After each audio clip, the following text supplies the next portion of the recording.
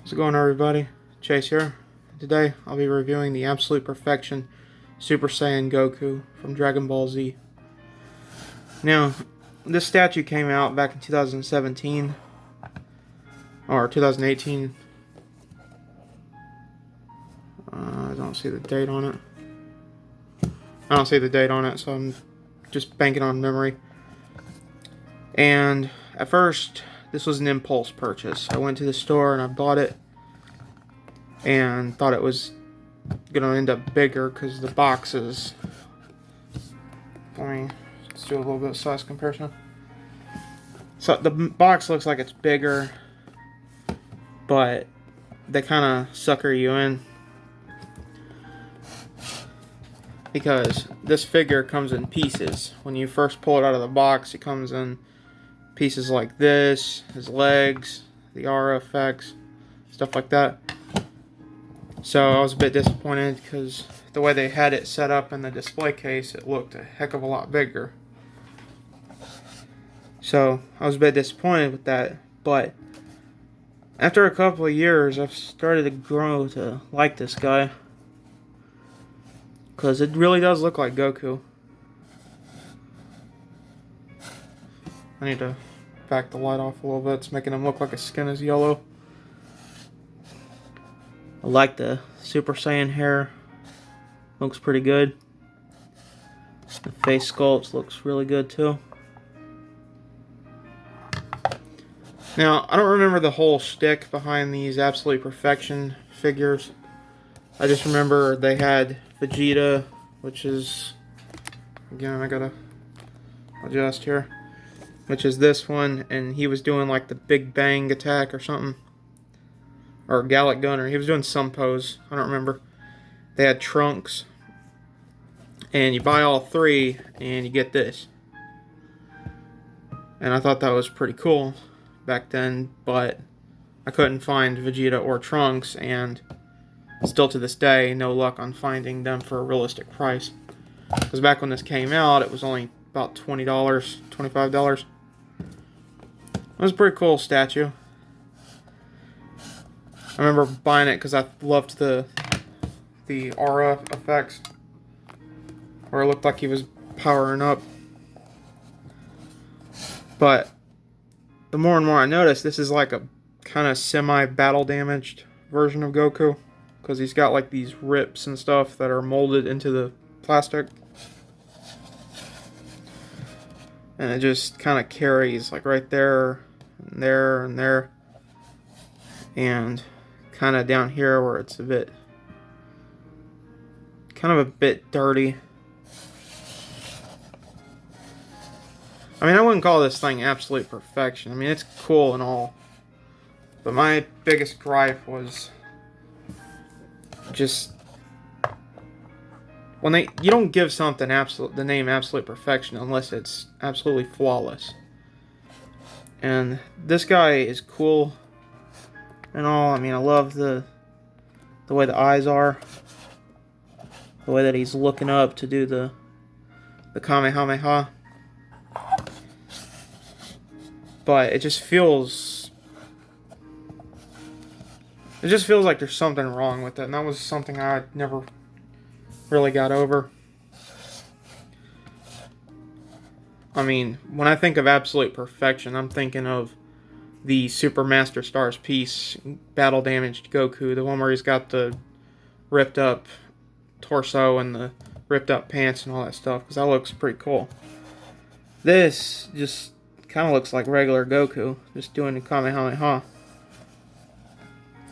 And I swear I've seen this design multiple times over the years, so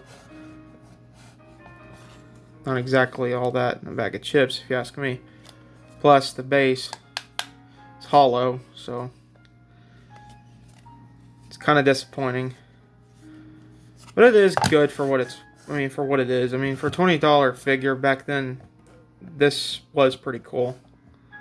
The way that it's got the Kamehameha pose going on, which is iconic with Dragon Ball Z. Just about everybody I know, including myself, have tried to fire a Kamehameha. But It's just, something just feels off with this guy, and that's why I can't get over it. I mean, it's authentic, because I know that much, because it's got the little Banpresto Crane King, and it's got the Toei sticker of authenticity right here. But I just never could get over just how this feels. I mean, it kind of feels like a generic Goku. But that's just me. Down here, it's got what they're trying to base it off of. Which, in my opinion, they should have just let like the hair flow out. Because if you look like on the picture right here, Goku's hair is kind of flared out a little bit. On the figure itself, it's kind of all up in the air. Same goes for Vegeta. Like, look how his hair looks over here. Look at how the statue itself looks. Trunks looks pretty good. It looks accurate. But those are just minor gripes. I know it sounds like I have nothing good about this to say about the statue, but it's one of those that I impulse purchased because they were doing this deal where it was like they call it the store wear or store worn clearance, or it was some deal they were doing, and it was where it marked it down like 20% or 30% or whatever, so it knocked it from 25 to 17 if I remember correctly, and I couldn't pass up on that. But the little aura effect is removable. You can take them off.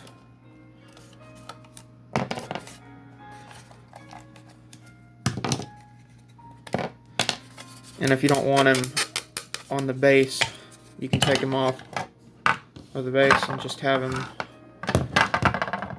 him posed, standing there freestanding, which is cool. It's not a bad statue at all. It's just kind of a disappointment because when you think of absolute perfection, you think that it would be perfect. And if you look at the box, like right here, look at Goku's gi. It's almost completely undamaged. On the figure, he just looks like he's been in a couple of fights. Like on the shoulder right here. Right there.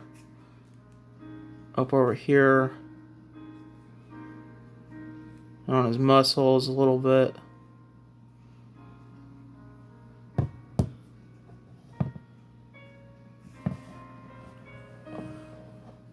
It's not a bad figure. I would recommend it if you can find one for a realistic price. It's just, that's the one thing about these Banpresto figures, or pretty much any of the 6-inch or 7-inch Dragon Ball Z figurines. They all have a tendency to skyrocket in price over the course of a couple of months. How I know this is with Dragon Ball Z's SH Figuarts line. Now that was one of the biggest kicks in the head for me in a long time, was trying to pick up a long time ago with, back then was like a mere $50 or so. But nowadays, stuff like that is just stupidly expensive. But I just wanted to do a quick showing off of this guy. He's not a bad statue. I'd recommend it if you like Goku, I'd recommend it. It's just not my cup of tea. Don't get me wrong, I love a lot of Banpresto's other products, such as that Super Saiyan 4 that they did a couple of years ago, where it was like he was doing the Kamehameha times 100 or something. And I thought that was pretty cool. But I'm just going to keep this short. Thanks for watching, everybody, and hope you enjoyed.